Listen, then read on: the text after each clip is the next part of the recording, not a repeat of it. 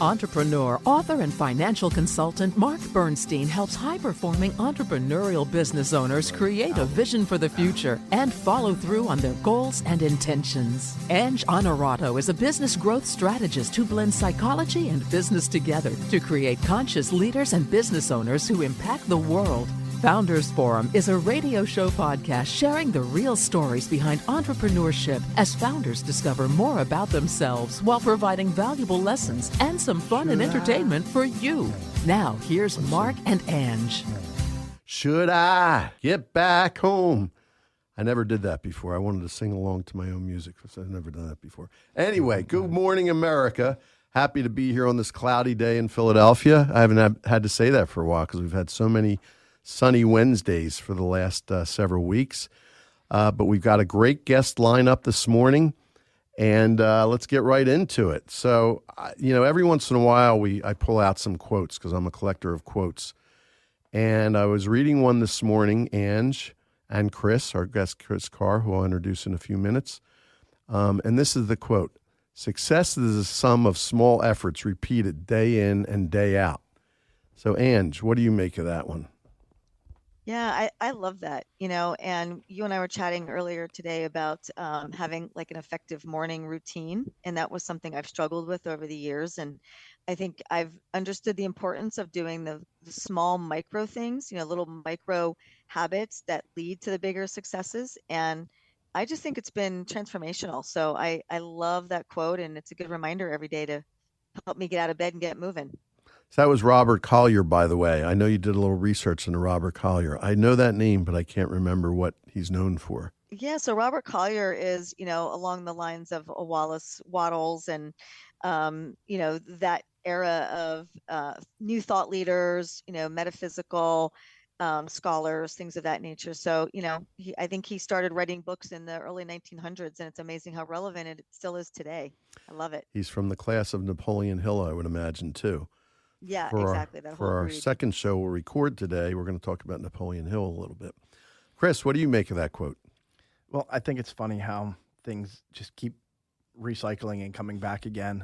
There's one of the best-selling books right now is Atomic Habits. Oh, yeah. And everyone's making it sound like it's the greatest thing since sliced right. bread. New. But like new. you said, these habits are, what makes the man, what makes the business, just what makes things tick. I once heard that, like, a great entrepreneur is judged like, is he absolutely almost bored with his job? And the aspect of it's so repetitious of doing things great, better and better and better. Like Chick-fil-A, they didn't want to try to take over the whole world. He just said, I want to make chicken the best possible way we could. And then once he got that down, it was like, it became nuclear. And there are lines to get in. Yeah. It's incredible. Yeah. Yeah, and the other thing, about not that there aren't new ideas, there's new versions of ideas, but Napoleon Hill in the 1980s, I had a group that studied the law of success. It was like the Success Bible, and there isn't too much you hear that's not in there, and that was written in the early 1900s along with Robert Collier and these other people. Yeah. Pretty amazing stuff. So all you got to do is get to the basics, and they still apply. Although the basics are changing because of AI, which we're going to talk about today. So let me tell you about Chris Carr. He's the president and CEO of Farotech. He started the company over 22 years ago, and we did the math this morning. That made him 23 years old when he started the business. And he's widely considered an expert in AI technologies, digital marketing, and video production. Chris is the host of actually 3 podcasts, the Thought Leader Magazine and Digital Marketing Masterclass, along with a newer one, Business Innovations AI. And I think, Chris, I'd like you to give a little plug for those podcasts at some point because I think our listeners will find some interest there. Chris hosts AI workshops around the country, and he helps to walk companies through the rapidly evolving AI space. And we say rapidly evolving, we're not kidding, right? That's right. And I also just want to mention that he's finishing up a certification in AI at MIT. We were talking about some of his experiences there, which are kind of fascinating. So with that, Chris, tell us how you got to starting this at 23, because that's an interesting story. And then I want to hear a little bit, we would like to hear a little bit about how you progressed over the years to where Farotech is today. Sure. Well, it's kind of, we were talking before the show. It's kind of like the familiar road of every artist. Somehow there was like a girl that, was the catalyst, And so I dated a girl. Rock stars. Exactly. Yeah. Dated a girl in college. The Casanova, we broke up. The Casanova that I am thought, hey, you know what? She's an artist. I'm going to put her art online, and that's going to be the missing link, and she'll come running back to my arms and all that stuff. And so I tried to hire somebody. They couldn't do it. Then I tried to hire another company. They couldn't do it. And so I was like, to heck with it. I'll learn programming and try to do it myself. That was about 6 months later, and I barely even remembered the girl anymore. But here I am, like knee deep in code and things like that. And I started building websites, and then from websites, we were talking about behind every great man, there's a woman rolling her eyes. Yeah, there you go. That's my wife, and mine. Although I have to say it, since we're on the radio, she's also my greatest cheerleader. And my greatest eye roller. So my wife isn't listening, so I can still get away with it. Got it. So anyway, let's move on. Yeah. So. Yeah, then got into web development, and web development was, went from one website to two websites, and then two websites to one employee, and then you multiply that, over time, and, you wake up one day and you have, 22 full-time employees and 50 people with subcontractors, and so I look back at this girl who started this whole mess for me, and she has no idea like the kidney stones I have to do when I have payroll. So she still won. She still won. That's pretty funny. Well, but you may not have won the war yet, but I know you're fighting the battles for That's sure. Right. So it's the way it goes. Mm-hmm. So let's talk a little bit about the state of AI. We had I've told you we had another guest on who focuses on manufacturing processes is the main thing that he does. And there's so many different aspects to AI. So let's talk about that. Your view of uses of AI, your view of where you think the whole thing's headed, and there's the positive and the negative, and there's all kinds of stuff. So well, there's a lot of that. I mean, so my background was like I said, I had a podcast, and the gentleman that came on my podcast in 2020.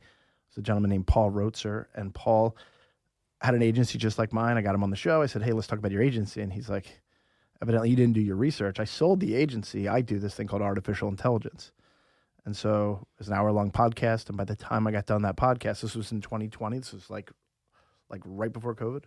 And I just hung up the phone and the podcast, and I said to my business partner, everything is going to change, and it's going to really whack our industry. And transparently, I refuse, after building this business for 20 years, to get rolled by this. So as an organization, we're going to get ahead of it. And I went from being completely afraid of it, which in some days I still am, to who isn't? Yeah, exactly. To just realizing, this thing is like a rocket ship. And so I just kind of dove in, and I've been holding on ever since. And what it's done is just it forced me to like kind of learn faster. And like a roller coaster exactly ride. Exactly. And what happened was I started to realize that the more I learned about AI and the more businesses I talked to, we were just radically unprepared for this asteroid that's sort of coming to Earth. And ChatGPT, when it rolled out in November, should have been the wake-up call. And some people we're talking about AI all the time, but we're not talking about the ramifications, where it's at, where it's going, and how to be prepared. And that's very concerning to me. And so while I do the lecture and it does help me grow my business, it's also kind of a mission of mercy, just saying, hey, you know what? You as an organization, like, you need to be ahead of this, because this is not going to stop for you. By the way, this weekend was, flipping channels through movies, and I started watching Up, which I forgot I had seen before. But it's a little like that, looking up at the sky and waiting for the comet to attack, right? Yeah. More or less. Yeah. Was that Don't Look Up? Don't Look Up. I used that in my presentation. Oh, that's right. You did. That's right. That's I mean, this thing's coming towards Earth, and some people are looking at me like, oh my gosh, how do we prepare? Right. And others are like, oh, I don't think so. Right. I think it'll miss. I'm like, no, it's coming right at us. So in your presentations, I've seen it, but I'd like for the audience to tell, what do you talk about in the presentation? Well, I talk obviously where it's at, and I'll just tell you some real quick stories about that. And then I break it down into a couple different things. One is how to leverage what's called large language models. And the most famous one that people know about is called ChatGPT. And that's simply like just using natural language, just talking to a machine and getting outputs. I know that you have some funny stories about some of the things you did right away, with it. But in my industry, we use it to write content, write blogs, write emails, basically anything that would take cognitive thought. But it goes beyond that. I mean, you can talk to it like it's the smartest intern you've ever had. Mm. The second thing we do is we talk about something called, it used to be called Code Interpreter. It's now called ADA, which means Advanced, ADA, Advanced, Digital. Yeah, it's analytics. I'm so sorry. I forget the actual term. We call it ADA for so long, but essentially what it is the idea that Code Interpreter and then other spreadsheets that we are going to now have access to, you can talk to the data, meaning you upload a raw data set, a spreadsheet of random things, I guess you would say, and then it imports it, and you can talk to it and just say, hey, read all the data, show me some visualization, show me some graphs, show me some correlations, show me some causations, and why is this graph going down to the right? That doesn't look like good growth, and it'll say, well, if you do these three things, this is how you can make it go up to the right. So it's actually like the continuation of the large language models by teaching the large language models. It is. It's like having a master's level data analyst right in your pocket. Yeah. And then some things I'll talk to you about. That's the intelligence part of this, right, Chris? So you've got the data part and you've got the communication, but to me, that's almost now it's actually using intelligence to give you output. Amazing. That's right. And then I talk about two other things. I talk about how multimedia, like we have this thing called Midjourney, which you basically type into it and it creates a picture or a video if you're using Runway.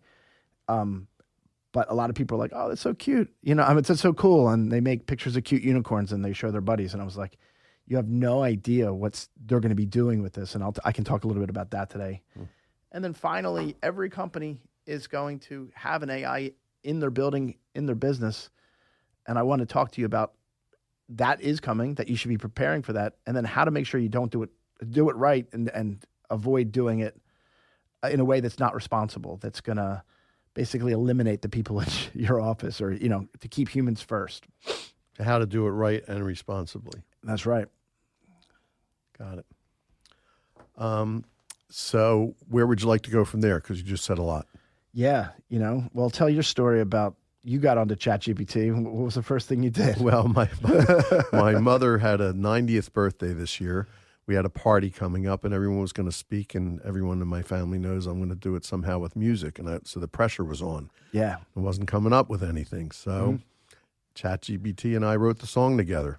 Even gave me the chords, said, what kind of music do you like? And I input, I told the bands I like and the kind of music I play in my band and that kind of thing. Yep. And it came out exactly with a chord progression that I knew that was just very easy to put a melody to. And not only that, usually if I write 3 verses in a song, that's a lot. I had about 10 verses. Yeah. And the only complaint about the song when I did it, I cut it down to maybe 6. And there was like, did it have to be so, great song, but did it have to be so long? And I was I had too many ideas. So, yeah. Anyway. So. Well, Ange, have you used ChatGPT? Have you played around with it? Yeah, I have to say, I've been using it, kind of daily. I'm so not sophisticated yet, but, in the work that I do, what I'm still using it for is kind of a really glorified wordsmithing or word editor, to be honest, or, I will create my own content because it's in my mind what I want, and then I'll plug it in and say, write this better, write it more concise, write it, with this tone. And what it comes back with is like, just amazing. And so I'm seeing the time savings there. I'm seeing the fact that it makes my jumble of thoughts in my head sound like the actual thought leader that I want to come across as being, and sometimes just, don't have the wherewithal myself to do it. So I'm, using it every day, but I feel like still on the tip of the iceberg. Yeah. But, Chris, one of the things we'll maybe lay this question out and then take a break and then come back and really have you dive into it a little bit. But you talked about the fact of, the people chiming in and using and finding a unicorn and you saying you have no idea where this is going. And I think that's something that is still so unknown and such a gray area to people, which is the likeness and the images of people, right? So my sister is in the film industry, and obviously we know what's going on there. And, the writer strike is done, but the actors are still fighting for what's going to happen to their images and their likeness. They can make whole movies now by just a single image of an actor that was walking down the street captured in People magazine or something. So how do you, what are your thoughts on Elvis that? is I know going to it's a be touring long soon story. too. Yeah, exactly. Right. And that's not even. I mean, that's just scratching the surface. I mean, Post Malone Yeah. was on Joe Rogan, and he was talking about how AI would be in a scenario where it'll generate music that sounds just like me, but it'll read your social media, and it'll change the theme of the song to, oh, you broke up with your boyfriend and you lost your dog, and it'll have every detail about you and your life, so it'll sound like Post Malone, but it'll be 100% personalized to you. And that so everyone will be Taylor Swift then, basically. In theory, yeah. And so that's sort of how I'm circling back to Angie's question. So I was saying you have no idea where this is coming. So this is a story I tell in my lecture is that a lot of times people will get on these tools and they'll create a real cute unicorn, and they're like, oh my goodness, that's so cute looking, and it's wonderful that I just said something and it just turned into a picture. But the story I tell is that, my business partner's name's Todd, and he likes golf. And me too. Yeah, he likes golf, right?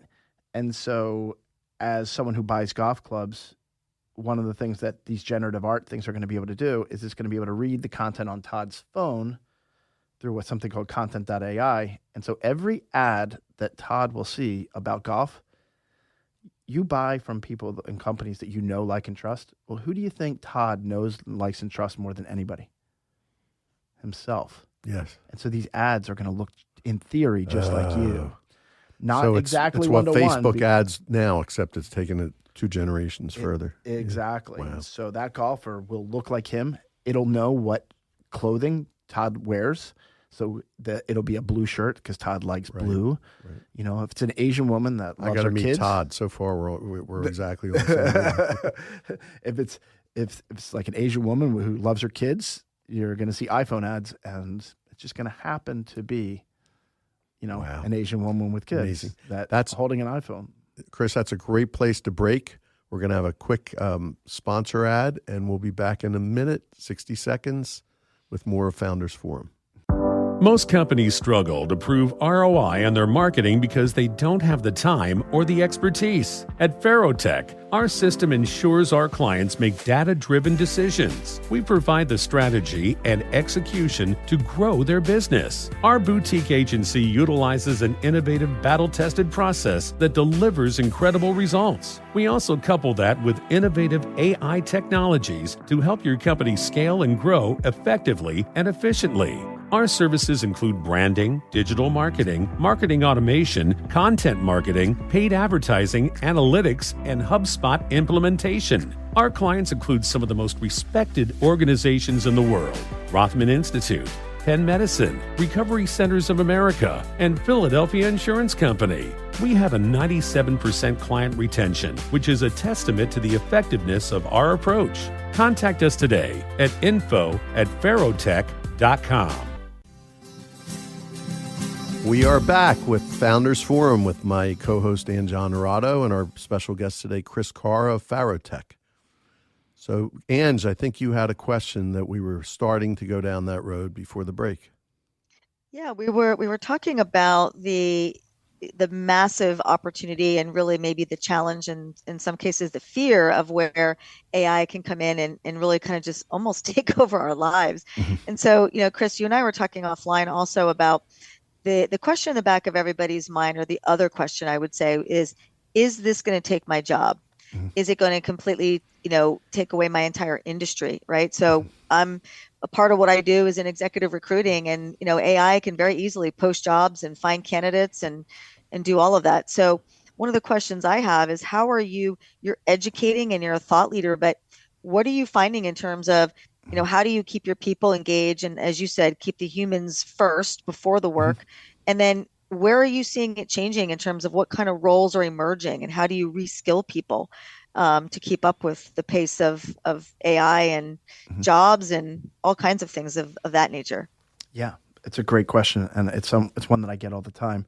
I think one of the first things that I would say is that you are not going to lose your job to AI, but you will probably lose a job to another individual who is using AI if you're not willing to use it. And so what I really preach is that whether you are a company or an individual, this is a tool set you want to be know better than your neighbor, better than, when I say neighbor, I mean literally the person in the cubicle next to you. And so the important thing to do is to know that technology is not going anywhere. In fact, it's just going straight up. And so my recommendation is to upgrade your tool set as an individual, but also as a company. You want to upgrade your, upscale your employees, and you want to be able to make sure that you're teaching them these technologies, because while I do believe there will be a lot of jobs that are eliminated by AI, and I can talk to you about a little bit of those, but a lot of them, what we're going to see is they're going to be augmented or changed, and you're not going to be doing the same job, but you will be doing a job at a different level with a different level of efficiency, all because of these tools. And so, to tell you the truth, it's a little bit of the Wild West. We don't entirely know, but I know there's certain sectors, like if you are a coder, or if you are a translator, like changing, like translating like languages and stuff, it's going to really whack your industry. I'm in marketing. It's going to hit my industry like a sledgehammer. And so, I don't say that glibly. I say that as a person who's in the crosshairs. So someone who's willing to embrace AI and change with it and perhaps learn new skills around it should be fine in theory, although we don't really know for sure how it's going to apply. That's right. And if you're not in your own job, at least you'll be, you'll have enough skills to be able to find a job in maybe another space. It's not like you're going to be on the breadlines. You know what I mean? Yep. Chris, you're a future-looking guy, you're a forward-looking guy. Yeah. As you know, I'm in a company, and our slogan is March Forward, so we're always forward-looking.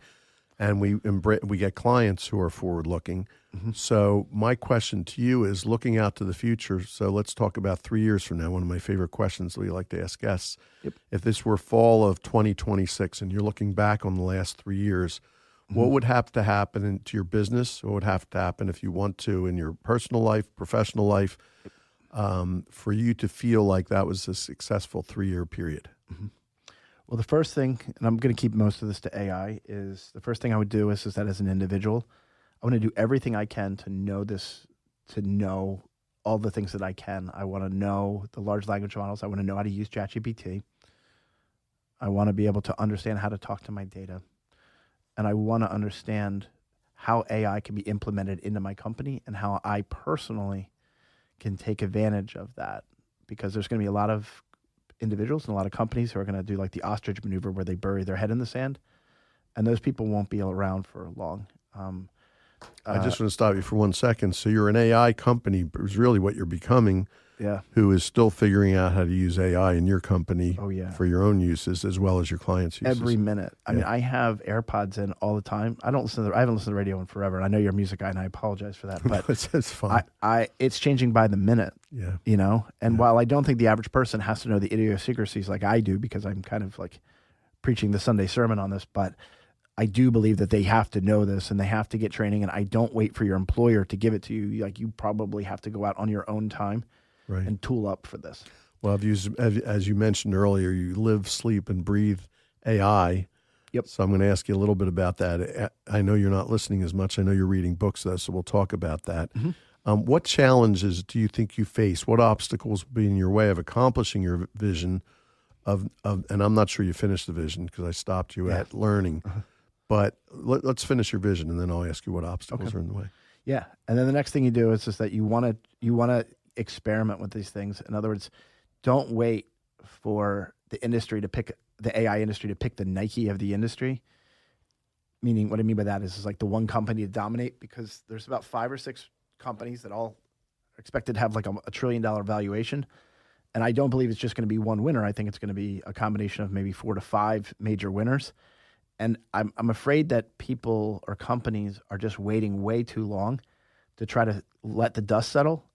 And in the meantime, their competition, if they're using these tools, they are rounding second. It's not like, they're just halfway to first. These tools are rocket fuel. And so if you are a late adopter, even if you catch up, you're not going to catch up nearly as fast.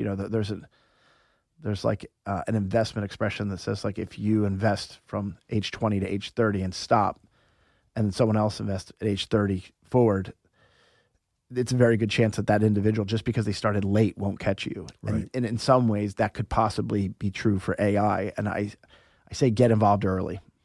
It's like another moon race in a sense. It's absolutely a moon race, you know. And you as a company, we're a big fish in a very small pond. Now, let me rephrase that. There are companies out there, like everything from Tesla to Microsoft to Google and things like that, that are making tectonic shifts in how we communicate as a civilization, as a humanity, and it eventually ripples down to us. But keep in mind that these companies have no desire to slow the train down. Right. And so it's going to be really important for you to do the things that are necessary to keep pace. Literally a race to Mars as well, you know. Yeah. And that's also we don't have a lot of time left, Chris, but you also mentioned that's a good segue into the hoping that people do the right thing. But where do you see regulation or potential regulation playing a part, if at all? Yep. That's a great question. Just in the real quick version is that I'm pro regulation, but I also believe in something called regulation capture. And what I fear is that these big companies are racing to regulations so that they can stop the smaller companies from gaining advantage, because the smaller open source companies have a way of leapfrogging these big companies. And so every time I see regulation, I think it's good for humanity, but I also have this cui bono thing in the back of my mind that's saying these guys aren't just like asking the federal government to put brakes on what they're doing. I think there's a strategy behind it. Chris, I'm not sure we still finished your vision, but as you were talking about the vision, you talked about the obstacles as well. Mm-hmm. Let me jump for a second because we only have about another minute. You mentioned that you're not listening to music. I get it. I understand why. And I know that you're reading. What are you reading? Because that might be educational to our listeners too. I'm sure it has to do with AI. Well, the joke I have is that people say, well, what's the best book you've ever read? I said, well, probably the last one I'm reading. Right. I'm reading one now called Genius Makers by Cade Metz. And it basically gives the whole origin on AI from like the early, 60s to the present. And when you look back, you can kind of trace the pieces in reverse. And it really turns the light bulb on and like, oh my gosh, I get it. Like this is what they were planning years ago. And these are the things that you're just not seeing. Well, you think about it, in the 60s, we saw all kinds of science fiction about robots and space and all that kind of stuff. And all this we're looking in the rearview mirror at all that already. Interesting, right? Right, it is. Well, the Jetsons had it all figured out back, on Saturday morning cartoons, and we're living that whole world right now. So, well, look, I always think of, I went to the 1964 World's Fair in General Electric, and they had picture phones, like the Jetsons, right? It's a big deal. And all those years, I kept saying, where are those picture phones they talked about? And they never really appeared in that model. Yeah. But all of a sudden, our phones are everything, and it's you're carrying everything digital in your pocket, which is, and I'm sure that's until it's implanted in our brains. Yeah. Flying cars are next. That's right. So listen, I think we're about done today. Chris, thanks so much for being here. It's enlightening. We may have to have you for part 2 at some point. That'd be wonderful. Thank you all for listening today to Founders Forum. Thank you, Ange. Everybody have a great day, and we'll see you next week. We hope you enjoyed your time with Founders Forum today and you found value to take with you throughout your day. Join us again next week for another episode of Founders Forum on WWDB Talk Radio and always at the Founders Forum show page at WWDBAM.com.